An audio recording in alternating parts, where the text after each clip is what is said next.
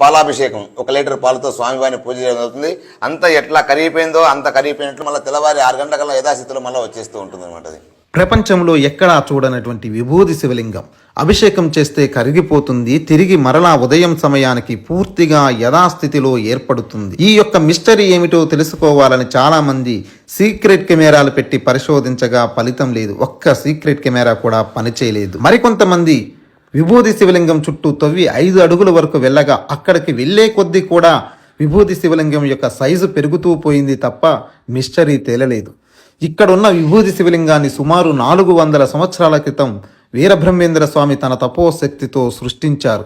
ఇంతటి గొప్ప మహా విభూది శివలింగం యొక్క మహిమాన్వితం ఎంత గొప్పది అంటే ఆ చుట్టుపక్కల వాళ్ళు గర్భిణీ స్త్రీలు కానీ గర్భం చెందని వారు కానీ ఈ యొక్క విభూది తీసుకెళ్లి నీళ్ళల్లో కలిపి తాగితే తమ యొక్క బాధలు కానీ రోగాలు కానీ పోతాయి, అలాగే సంతానం అందుతుందని వాళ్ళు విశ్వసిస్తారు.